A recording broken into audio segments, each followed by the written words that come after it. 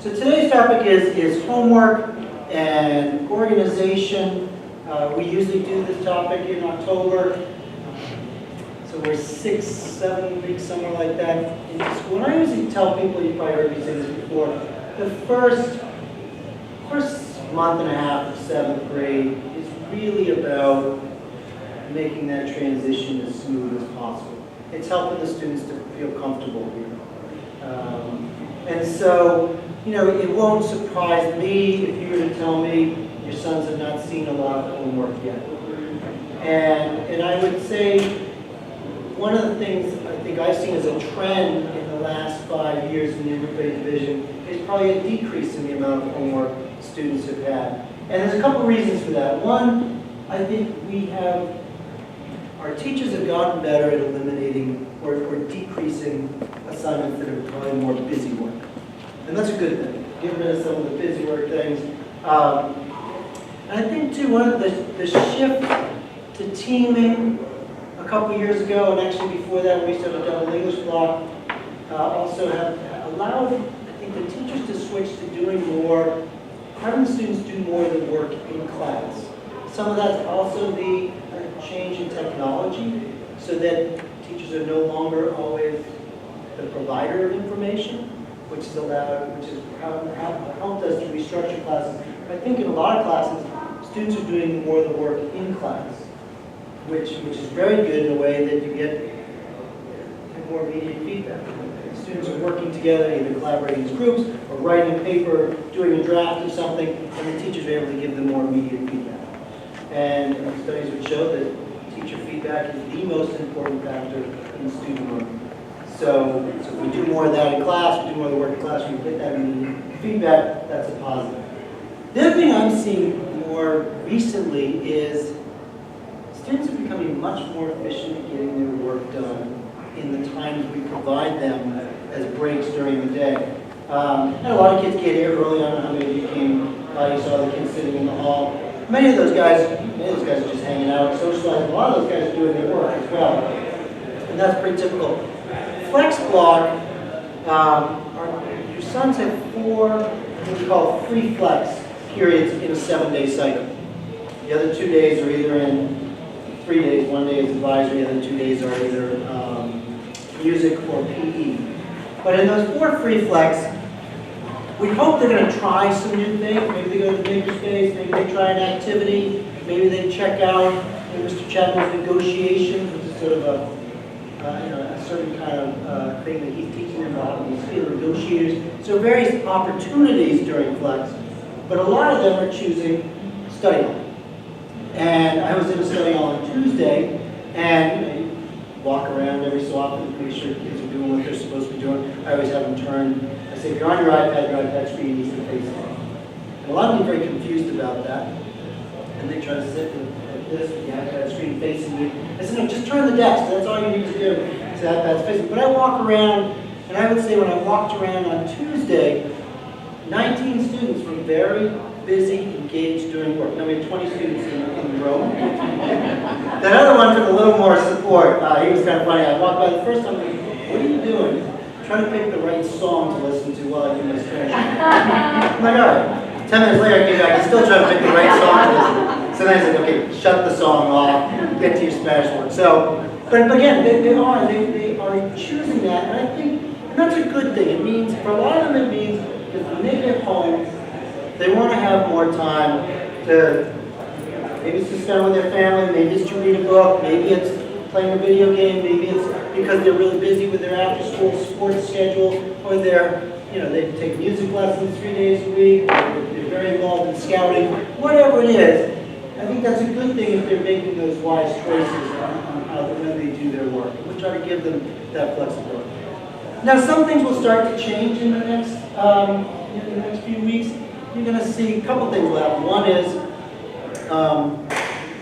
we're going to come up on progress reports in a few weeks, which means teachers will actually need to put a grade on a piece of paper that can go to you all. For a lot of our classes, there's a heavy emphasis on retakes. So with those retakes, which seem to be, oh, I can do this whenever, I can do this whenever, when you come up on progress reports report cards, you've got some firm deadlines. So a lot of your sons will say, oh, I need to retake this quiz, or I need to retake this piece of my lab report, or this piece of this essay. So you're going to see more retakes. So that'll increase some of their workload. Also, as you come up on progress reports, more things are due. Tests, more teachers give tests because they need that grade in. Same with papers or projects or things like that. So you're going to see some increased busyness there. And I think we've been pretty, as I mentioned earlier, the first 6 weeks are about kind of getting them comfortable, settling in. You're going to see, okay, feel like they are pretty comfortable. Let's pick up the pace a little bit. The other thing we start to see about this time of year is they start to get tired. September, October, great, because the students are fresh and they're engaged. The learning is, I think science is a graph, the learning in schools, and September is sort of way up here and it sort of drops off a bit as you go down through the fall, and then you get January goes back up again, and then the amount of learning goes down. So they do get tired. And the other funny thing is, this seems illogical, but the ending of the sports season is challenging for many guys in the sense of they actually get less done. You think they have 2 hours more time in their day, they should have an easier time getting all their work done. But for a lot of them, when they have no time, they waste their time. When they have 2 hours, they waste 4. So they're like, I don't really need to do my work during flex today because I've got, I don't have practice after school.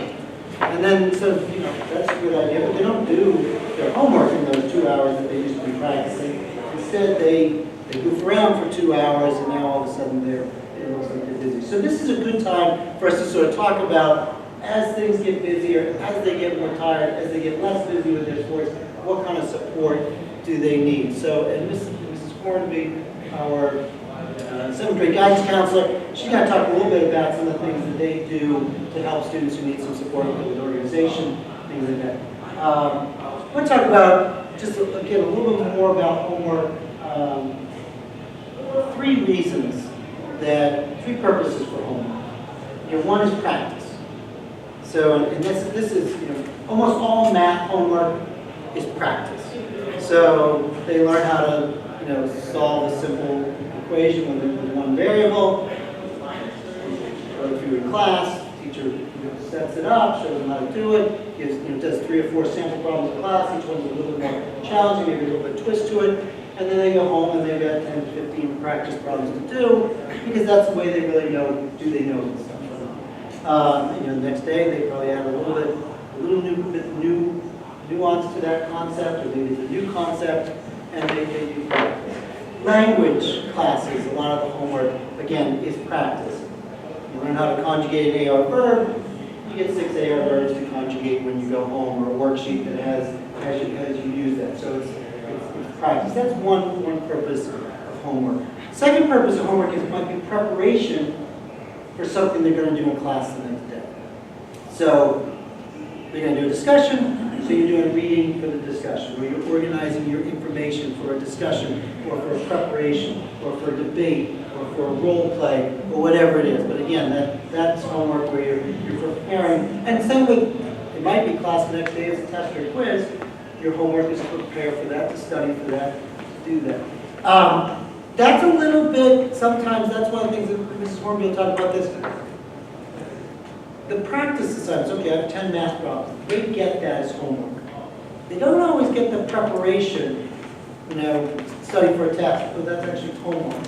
Some of them get that, some of them don't. Or, hey, if we're going to have a debate, I gotta review my notes, I gotta organize my information, I gotta get it ready to go.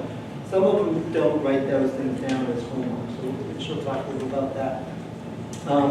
And the third reason for homework is assessment. So actually finding out, do they understand what we've been teaching? Do they have the skills? So it might be, hey, they're writing an essay, and the essay is going to assess the actual writing skills that they've been teaching, topic sentence, transition sentences, whatever that might be. And also, hey, they're writing it in English, they're writing it about a question on a book that they read. It's going to assess, do they understand that the theme of the book, the symbolism, whatever it is, the literature, if they're doing with literature. So those are sort of three overall purposes for homework. What we're trying to do is get the guys to want to do the work, to want to do the learning. Some guys are going to just do it because that's what they do. They are, if you give them an assignment, they're going to do it because that's what they do. And other guys, are a little more critical about the best use of my time. And that's a good thing. That pushes us to make sure we're giving them a good use of time. Some of the things that we try to do to sort of uphold our end of the bargain, because we do talk a lot about it. We just talk about it all the time, assignments, and what kind of assignments we're giving. But the most important thing to keep kids engaged with the learning is making sure the assignments have a purpose, and the students understand that purpose. And one of the things we try to talk about, because sometimes we forget, is just making sure being specific. And because we all probably remember from our own days in school coming home at some point in time saying, I have no idea why we're doing this assignment. I don't know what this is about. Now, sometimes there was a clear purpose and we just didn't get it. One, because we weren't listening, or two, because the teacher wasn't clear in making that to us. So try to do that. Try to make sure they have a purpose. Second thing is try and design assignments so that the learning is connected to the students' lives. Because when it is connected, when there is a relationship there, when they see that connection, it's important to them and they get more engaged. That's the whole underlying purpose of putting the city project together. As they studied geography, we were picking some pretty good topics and some things that made them think. And it's good to make them think. But there was that question, how do we get them to look at income inequality, or to look at globalization, or to look at urban sprawl, and make that something that connects to them? And some of them have a personal connection there, but for a lot there wasn't there. So by having them design their own cities, by putting that principle into action, that makes the connection for them. Oh, I got to make sure we figure out how to deal with income inequality in the city I'm building here with my two partners, or one partner, whatever it is. That makes it personal. And when the learning is personal, they tend to be more engaged with it. Third one, creative homework assignments. To memorizing 20 words, sometimes you have to do that. That's not a creative assignment. But again, sometimes you have to do that. Hey, 15 math problems that are designed to practice the skill you learn in math day. It's not creative, but you have to do it. But other times we can be more creative. It's science classes. The other day I was watching, for a couple weeks ago, and they're learning about evaporation and condensation, and they were making stop motion video of what was happening, using them on the molecular level. So they were, and is it crucial for them to know how to make a stop motion video? No, but it engages them in a way that might get them interested in the assignment. So there's different ways. A lot of times technology is a good way to get them engaged. It's not the most crucial thing in their learning, but it's a good way to get them engaged. Other times technology is we really feel like they need to learn this piece of technology. And the last thing, designing more complex and thought-provoking homework. I think when the assignments are challenging, when the assignments make them think, you got to make sure they're ready for that level of thinking, and you're ready to get the scaffolding there. But guys like to be pushed to think. Not pushed way over here when their thinking is here, but trying to find a way to just engage them a little bit harder, a little bit more thought-provoking, because they have fun. They have fun thinking, wow, I figured that out.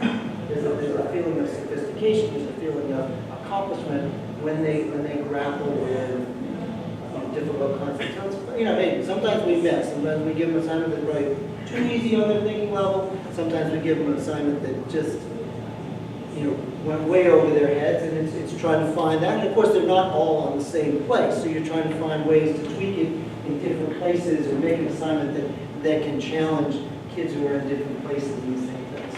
So again, there's a real craft to teaching, that we try to find time to let our teachers really talk about, let our teachers really exchange, hey, what worked, what didn't work, just kind of keep going from there. So those are things we try to do to engage your sons so they do want to keep learning, and so they're engaged in the homework and find it interesting.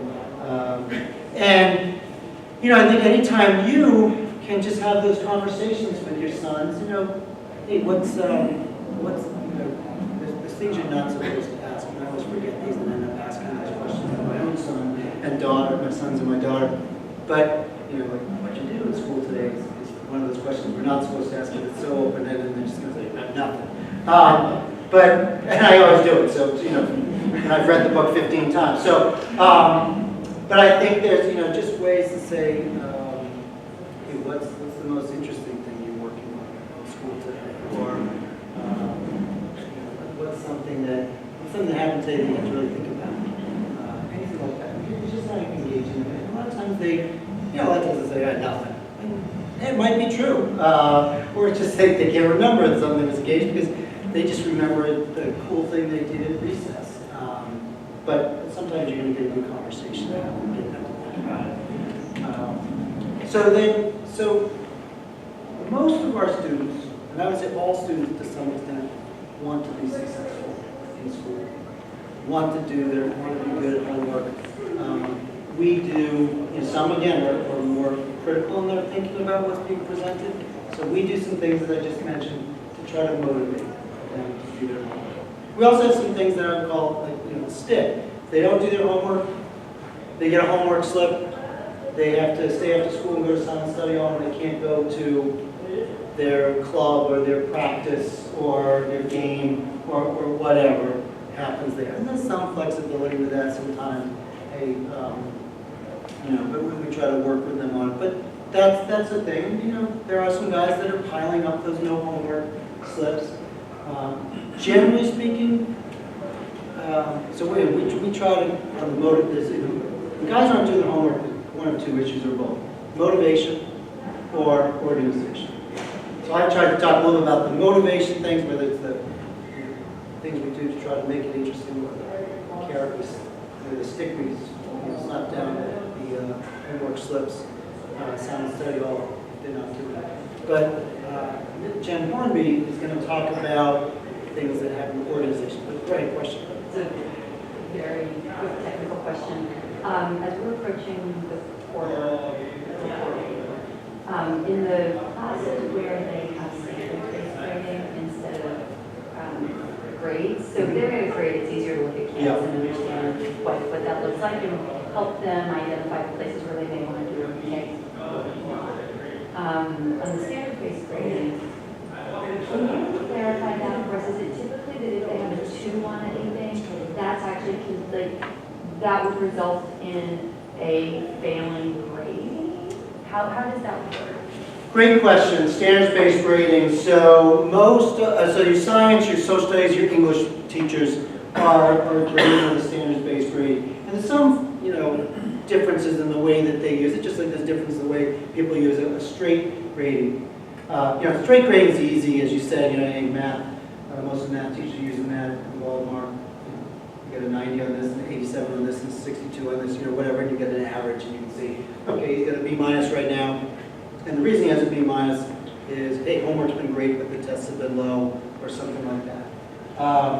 The standards-based grading is, again, it's an element of focusing on the essentials. And so the skills they need to master, the understandings they need to master. And grading on a 1, 2, 3, 4, usually with 4 being the best score. 1 really representing that, hey, there's a lot of major misconceptions. A 2 being, still got some pretty significant misconceptions. We're just not there yet. A 3, good solid understanding, you are close to mastery, and a 4 means you've mastered that. The idea behind standards-based grading is you keep working at it, and you retake or you redo. And our science teachers have been doing it for 11 years now. And I would say English and social studies, for the most part, for the past 4 or 5, 3 or 4, sorry, I get mixed up with my time. but for a while now. And I remember when science first was doing it, I was a little confused by it. I've had 11 years, I think I've figured it out mostly now. But, a lot of people say, well, so if they can just redo it, aren't there some issues with that? So two things about standards-based grading. One is you make the standards very high, make the bar very high, with an understanding it's going to take multiple efforts to get there. So you do it, you get this level of understanding, you get feedback on what you understand and what you don't understand, and then you do it again, and you get a little higher, and then you do it again, and you get to your highest result. Just like no one writes a great paper without doing some drafts first. And so if you're going to get to that high level, do that. Now, if you're not doing standards-based, the expectation is going to be pretty low because you're one shot at it. So that's one thing. So again, if you look, and if your son has 4s across the board, he's doing great, and he's getting all those things. If he's got 1s and 2s, the question is, all right, what are you doing about that? Is there an opportunity to retake it? And when is that opportunity? And what do you need to do differently on the next week? Because a lot of guys will just say, I'm going to retake it. But they don't do anything, they just retake it. They don't actually learn. So the idea, and some of the teachers say, before you can retake, you've got to meet with me, you've got to come to this part. And again, with the teams, oftentimes, they are creating within the class, hey, guys who need extra help on the science skills, go to this room. Guys who need extra help with your English paper, go here. With the social studies, go here, on various things like that. But again, if I looked at that, and my son had, anything below the 4s, first I'm going to triage and say, okay, the 1s are the ones we really need to worry about the most, because you didn't really understand that at all. And I want to say to him, okay, what is it you didn't understand? What do you need to do differently? And if he says, I got it, I'm going to make him articulate, what do you have? Or maybe I know he's got it, because that's, hey, I'm pretty confident he's got everything else. This is just one place he made a mistake. But other times I know he doesn't. Depending on, and you know your children well, he may not have it. And so what are you doing? When you're seeing the teacher for extra help? Is there an extra help session that you just need to go in? When's it available? When are you retaking? And if there's a lot of 1s and 2s, this is a good time to be figuring that out and helping him start to plan that through. It's like how teachers translate those 1, 2, 3, 4s. You've got 3 3s and 2 4s and a 2. Is somewhat different from teacher to teacher. They're in a real traditional standards-based grading. The idea is if you have any score below a 3, you're failing. Because we don't want to say, hey, you really didn't understand that concept. We think it's important, but we're just going to let them not get it. The idea is to emphasize, look, you're not passing the course unless you understand all of these things. And again, it's not a million things. It tends to be the big skills and the big concepts. Some of the teachers think, that's a little harsh. I don't know. And so they more is more of sort of an average in there. But again, if he's got anything below the 3, that's when he needs to be working on it. And the teachers, this is what they do. A lot of times, like, how do they know that? As we get close to progress reports, teachers are going to have them open up Canvas, look at their grade books in the standard-based grade, and say, okay, identified often, and most of the teachers, as they do this, have like a form they have the kids fill out. This is what I'm doing well on. Here's some places where I have below a 3. Here's what I need to do. Here's when I can retake it, and sort of fill that out. And they'll do this repeatedly in those last couple weeks before the progress report. A lot of kids, if you gave them a grade 2 weeks before the progress report, would have a low grade in the class. But because they've got some 2s in there or something like that, which is perfectly appropriate. That's what they should have. So the teachers will be going over this over and over again. And then, but you'll have, by the time you get to progress reports, a couple of students who've resisted all of that effort to sort of get them to do that. And then your parents say, why didn't you tell me? And again, from the parent point of view, I get it. Like, I wanted to know ahead of time on this. From the teacher's point of view, there's also, look, 30 of the students were at that point 2 weeks ago. 29 of them did the right thing, so we thought everybody was, kind of doing everything. So there is a little bit, just kind of understand that. But also to understand, progress report's a progress report. It gives you a good sense of where they are right now and what they need to work on. So you had a question? My son can be a little perfectionistic. There are a few 3.5s that he has.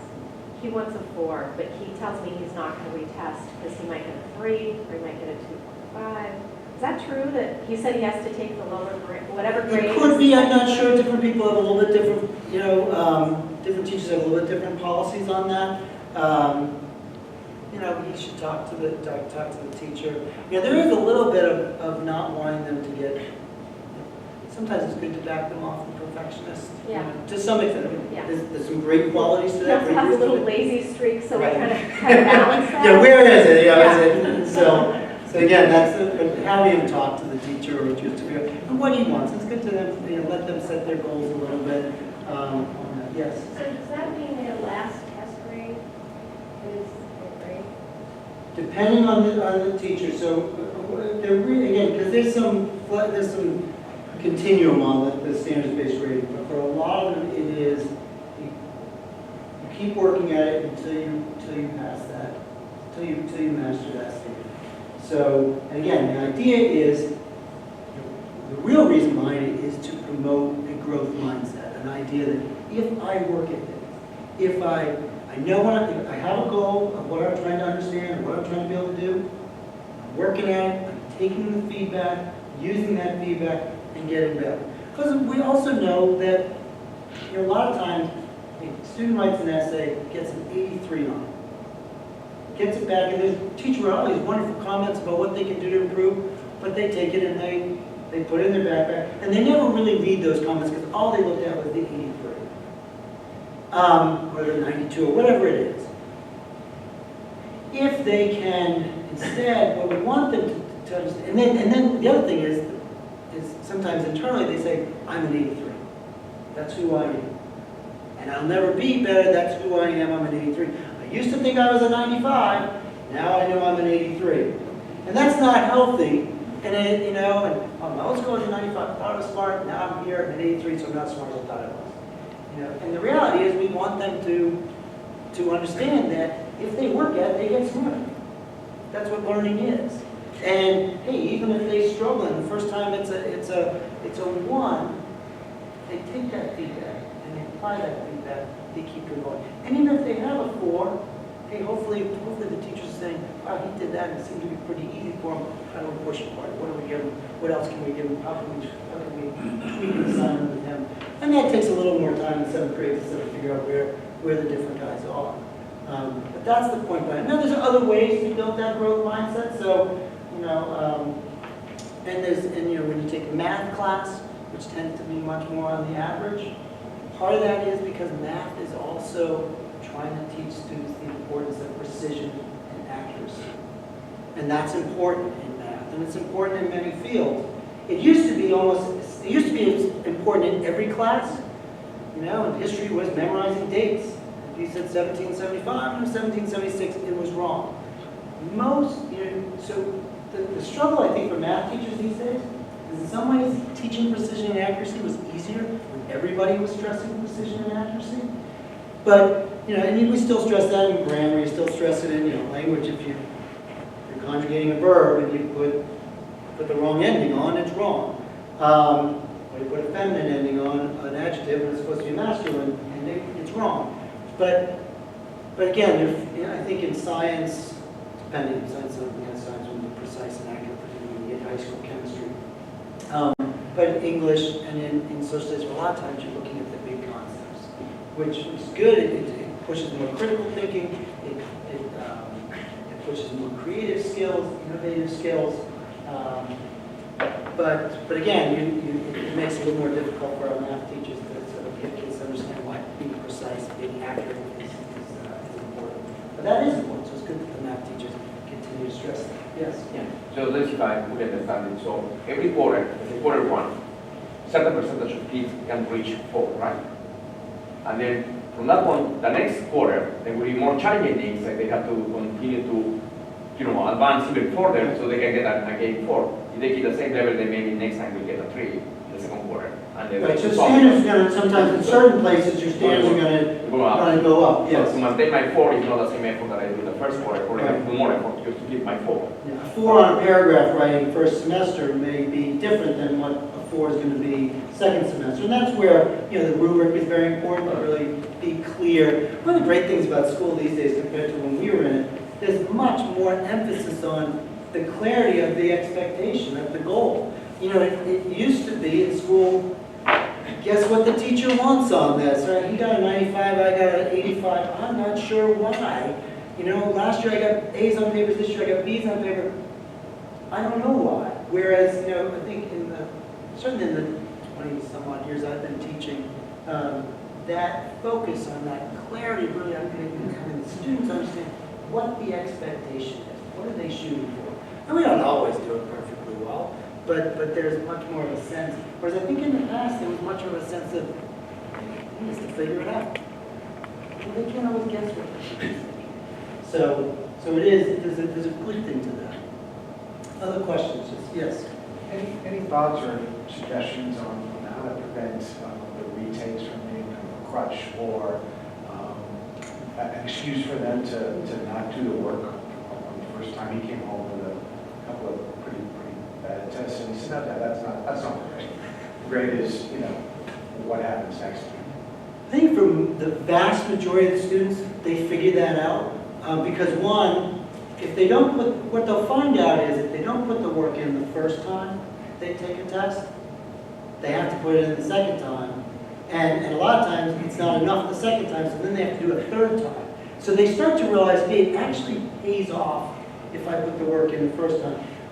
And some of that is the teachers trying to make that explicit and getting them, when we first started to do this, I kept asking the science teachers, how is this going to translate when they go to high school, they don't have this system? Are they going to be hurt by this? And the reality is no, it hasn't at all. And I think what it does is help to the students to be much more aware of why I study. Because for the ones who study really hard anyways, it works. For the ones who, and any system works for the guys who work really hard and study really hard and find learning easy. You can throw any system at them and it works.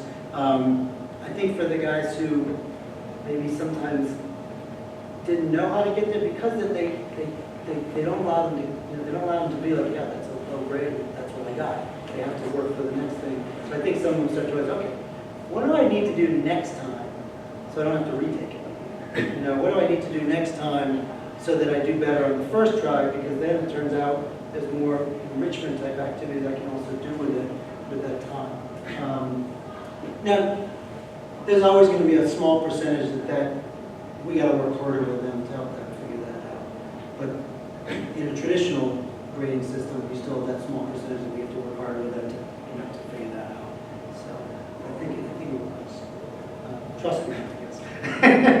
So is a retake voluntary, like they decide they want to do the retake, if there's not a standard to do a retake, they decide? Yeah, but it's not like, there's a lot of emphasis on, hey, this week coming up, we're doing the retakes, for this one on this day. Hey, again, go through how many of you guys look at your grades. How many of you guys have a 1, have a 2? How many of you guys have a 3 but really want to have 4? So there's real emphasis on. We have to teach them what that means. It's new to a lot of them to have standards-based grading. So they do a lot of trying to teach them what that means, how they work with it. Yes. So when it comes to time for a report card, is for those 3 subjects, we're going to see the standard base grading on the report card? You're going to see it translated into an ABC. Yes, that's my question, what that's translated. And until that first marking period, you can retake anything from the current thing, is it also depending on, like, if you... There's some, on the I first want one, to say... 6 subsequent ones, then you go back to the end of that first marking period and you do the first one. So there's definitely going to be a place where they say, this is your last shot. Right. Yeah, and And sometimes that comes a little earlier, and sometimes, most of the last shots tend to be in the last couple of weeks. You know, when science used to be the only one who did the standards-based grading, so that week before progress reports, when science classes, kids were just retaking, you know, various things, and working in study groups to figure it out, and then retaking. So that's the trick is that cutoff piece. But they do emphasize over and over again, hey, this is when we're coming up on that cutoff time. Here's what you need to do. Look at it, etc. Yes. I'm curious what you see in terms of the trend of them getting a confidence to talk to their teachers. I'm noticing, you know, oh, I forgot to upload, I did the homework, I forgot to, and I say, okay, so what do you do? Well, I don't want to talk to the teacher, I'm nervous. And I don't know if that's normal at this stage. Everything's normal at this stage. No, you know, there are some guys that, it takes them about a millisecond between seeing something they don't like as a grade, and they're right in front of the teacher asking questions, and they're haunting the teachers and waiting outside the bathroom, etc. And that's normal. We have a lot of those guys. And then there are the guys who will never think of seeing a teacher. And it's funny, you know, but what we're going to stress over and over again is that importance of seeing the teacher. And for some guys, again, it happens pretty quickly. For some guys, it takes some time. Sometimes it's the advisor grabbing them by the hand and bringing them to the teacher after school. You know, and I think my son's a sophomore. I think my most happy moment of him in school was when he was in 7th grade, and someone else in his class was saying how hard math was that day. And we were in the car on the way home. I said to him, how's math going? He said, it's really hard. I said, well, what'd you do? He said, well, I went in for extra help this morning. And I didn't know it. I hadn't seen him going in, but he did that, and I thought, great, that's good. That's his first reaction to the first time something got hard. Fantastic. So then I didn't have to worry as much. But other guys, it takes, you know, some guys do that automatically. Sometimes, and a lot of times it is those guys who have always gotten A's. They're the ones who are most nervous about going for extra help, because they think, if we go for extra help, everyone's going to think I'm a weak student. When I get them there, oftentimes they say, wow, these kids here, particularly math extra help, they say, wow, a lot of kids here are really smart. Or, you know, and that's what we try to emphasize. And sometimes, you know, we emphasize, hey, yeah, the really good students go for extra help, and they don't believe us. And so it takes time. We work on that. 2 years, you know, we keep chipping away. With some guys, it takes 2 years. And some guys aren't. Because when they get to high school, it's a little more challenging to find the extra help. It's there. It's definitely there. But the high school teachers aren't centered in their classrooms. They have offices, so you have to actually go, in the case of a couple subjects, you have to go into this other building and down this hall where it's only teachers, and so it's a little scarier. But our guys, by the time they get to that point, they're used to that. In Aruba, you can't hide from the teachers. So we, you know, to some that we chase, and some we hope will chase us. Yes? Another kind of strange question. My son doesn't want to, he's gone to his math teacher for extra help before. You said that they can see a different math teacher. I think he might be a little more comfortable seeing someone else. He doesn't know who else to see or who that person is or where to go or what to do. Every day during Flex, there's what we call Math Lab. And it says where it is and who's doing it, Yeah. and you know, different teachers, different days. And it's always the same teacher.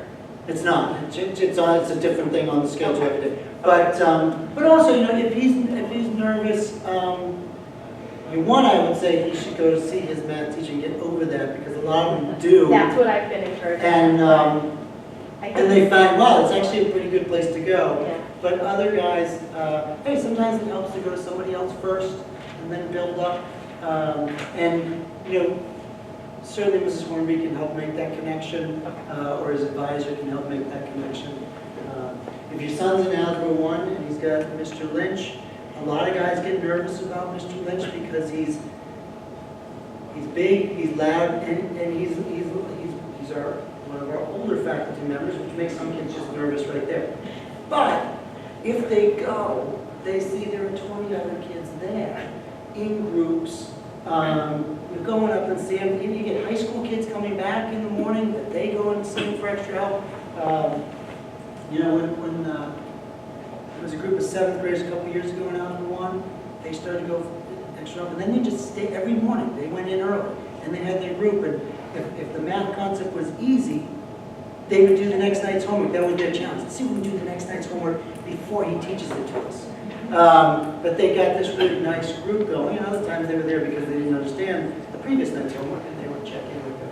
So, you know, and one thing about math, the most important thing when they go for extra help in math is for them to have thought about what it is they're having trouble with. And they can go in and say, hey, I got this step and this step, but when you showed us this step yesterday, that's where I'm confused. Then it's so many, when they go in and they say, hey, here are the 3 practice problems we did in class yesterday, these 2 I got, this one I didn't understand. When they can say that, then it's much easier for them to work with. And Mr. Lynch tends to push them on that, push them on sort of getting to that point where they're recognizing what they need help for. Giving all kind of state secrets today. I'm going to turn on this one. So I want to sort of take you through how we speak to your sons about organization. We are offering organization workshops during the flex period, pretty much at least twice a week at this point. So it's up to them to sort of come to us, but we'll definitely take your referrals as well and encourage them. I want to show you what we're going over with them so that you can help reinforce some of these strategies at home. We tend to break it up into these type of topics. So we do talk to them about the supplies that they're using, the system that might work for them, their lockers, some time management strategies, the workspace at home, and then the use of technology. So in the organization workshop, what we tend to do first is just really assess where they're at. So we have a little bit of a quiz or survey that they can sit down and go through with us. And we want to pinpoint where do they typically struggle, because of course every student is very different. Is it that they're more forgetful and just the homework isn't making it from home to school? Or is the locker just a mess and it's somewhere crumpled up in the back of it and, you know, we need to find it? What is their particular struggle? So for supplies, we'll go through with them, you know, what is appropriate to use here, what might be helpful for some. Most guys we see tend to use a folder system, so you probably have seen that at home. They probably have one folder per class labeled. We encourage them to keep a lot of paper in there and also maybe have one folder that will go back and forth to home that they can kind of keep as their home folder, and any current homework might be in there, any permission slips that they need to go back and forth, they can use that. We're gonna, we'll put this on the update this Friday, so we'll have it as an attachment. So, you know, Jen's just gonna give you a quick overview. If you want to know the details of what they're actually doing with them, we'll put it with the update, we'll send out the update. Perfect. I also have a handout that I'll send you home with some of these tips. The other thing we tend to see a lot is some of the quality of the supplies that they're obtaining might be lacking, and by, you know, November, December, January, the folders are ripping and falling apart, or the backpack is breaking and one strap, and you know, we just want to make sure that they're replacing things as they're damaged, because we tend to see students lose things that way. So folder system, a lot of students are using binders as well, so maybe breaking down and using a binder for 1 to 2 classes. Particularly in math, that's helpful because they are still taking a lot of notes on paper in their math classes. So make sure they have that. And then we talked to them about using a paper agenda planner as well. That's, I would say right now, maybe a quarter of our students are still writing all their assignments down on a paper planner. Most of them are very proficient with technology and using the apps that work for them, and that's fine. But for some of these guys that come to these workshops in particular, we might encourage them to just try the paper planner for a couple of weeks and see if that helps in their getting organized. And I think, as Mr. Hamlet mentioned, what we also encourage them to do is think about the theory that there is never no homework in a class, right? So when you get home and you see you've written down no homework, we hope that you would encourage them to rethink that. Is there something they need to consider retaking, so they need to do some more studying? Is there some reading that they could just be doing for that class? Is there any planning long-term assignments that they need to start? So really there's never no homework in a sense. This is what we might start to see. Haven't seen too much of that yet. Maybe give it another month when those winter jackets start coming in, right? And then you start compiling there. But we do work with them on cleaning out their lockers, actually. So believe it or not, that is part of my job, and I'll sit there with some students and just take everything out and help them throw out the old lunches and bring the jackets home. And we also sort of go over that with them, that maybe they can do a little mental check once a week, maybe on Fridays, scan the locker, how's it looking, scan your binders, scan your folders, and there are a lot of loose things hanging out there, maybe I need to take 5 minutes and just sort of clean up a bit. The other thing that some find helpful is a locker shelf. So I don't know if you've seen our lockers in a while, but they are stacked one on top of another, and it's just one open space within the locker. There's no sort of dividers. So some of the guys use these little sort of racks, and at least it just gives them a sort of separate compartment they can stack things on. And then we discuss a lot of time management strategies. We tend to go over sort of what a daily schedule might look like for each student. So we have another worksheet that they can do with us to tell us what a typical day is like. And how packed is their afternoon? Are they going to various activities after school? Maybe that means they really need to find that extra time within the school day to utilize. Perhaps they have more free time at home, and so we would then encourage them to use free flex period to explore some enrichment programs. So again, every student is very different, but we do want to review their daily schedule with them. A lot of guys are commuting distances now that they're not used to, so they're waking up earlier perhaps, they're getting home later. So we want to help them maybe find those spare minutes within the school day to use. We also make sure that they know that sticking to a routine is very helpful. And if it's not working, they can consider new strategies to build a new one. Another thing that a lot of guys like is actually sort of setting a stopwatch when they're home doing homework or studying. Because a lot of guys will come into me and say, oh, Ms. Hornby, I studied for 3 hours last night. And it's like, well, we don't even expect you here to study for 3 hours straight, right? They have transition times, they move from class to class. I wouldn't want you to sit in one spot for 3 hours at home and consider that great studying. So a lot of guys use some apps or even just their clock on their phone and set some timers. Do some focused work for 20 minutes and then take a 5-minute break. That seems to help quite a bit of them. Just sort of time for the private, so too. Yes, you need to do that, correct. That break might extend a bit. And again, when we're talking to them about using their time here more wisely, we mentioned the fact that there are those study halls during the flex time. There's homework club after school, math and Spanish help pretty much every day during that free flex. We have these organizational workshops, so the guidance counselors working with them individually and in small groups. They can ask us for a peer tutor, so we're matching students at this point with some junior mentors or some National Honor Society students in the high school that might meet with them before school, after school, during that flex time, whatever might be helpful. So their workspace at home, I'm sure, all look similar to this, right? Or perhaps not. We do think it's important that the boys sort of build a routine around where they're working at home. They're going to be most efficient if they have a nice clean space, perhaps not in their bedroom, something down at the kitchen table or a desk, a flat surface with good lighting, quiet, not a lot of distractions. So we go through that with all of them. And overwhelmingly, all of our students do tell us that the #1 distraction at home is their phone. So certainly help us out, help them out. We're encouraging them to put the phone away, keep it in another room. Particularly now that they have the iPads, if they need to be online, they're using the iPad. They really don't need the phone in front of them. So put it away. It can be constant for these guys. The temptation to look at a score, to check an email, look at a text, whatever it might be, that's really distracting them from that focused work.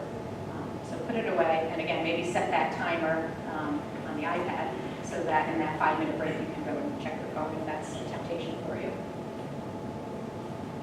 Now with that said, technology of course is very important in this process, and the guys are using a lot of great apps to help assist them. Some of those include just, of course, our Canvas system. They're all pretty familiar with that now. In our advisory tomorrow, the boys are going to work on just actually looking at their Canvas and filling out something that Mr. Hamlet sort of referred to, a worksheet that's going to include, assess where you're at in every class, what are some assignments that you think you can retake, or you need to build some new skills, whatever it might be. And we're encouraging them by the end of that advisory period tomorrow to also email that out to a parent and their advisor. So be on the lookout for that. And let me know if you don't see something. So Canvas, of course, is really helpful. A couple other things, Notability is a program that most of them are using. And that's an app where they can sort of electronically file any handouts or documents that teachers are posting or teachers are distributing to them. So a lot of guys actually need help organizationally, organizing their e-life, if you will. So we're helping them sort of put documents in the right folders, cleaning that up a bit so they know where things are in Notability. OneNote is just a handy sort of note-taking app.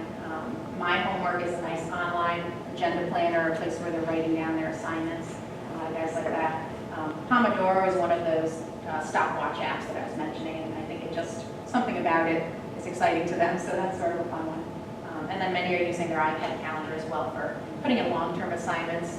We encourage them to keep sort of a monthly calendar, a visual that they can look at per month with some of those big assignments highlighted. Just to organize. And then we certainly talk to them about the fact that, you know, you're building habits right now. What worked for you maybe in elementary school, you may come here and you have more teachers, more assignments, it's more of a challenge perhaps. What worked for you might not be working anymore, so you need to change those habits. And we talk to them about doing that and giving it time too. So there's a saying that it takes 21 days to build a new habit. So we encourage them to sort of stick with something, try it for a little while, see what they can incorporate into their routine, and then come back to us and help us reassess things with you if you still need some assistance. Yeah. For those long-term assignments, you can define intermediate milestones.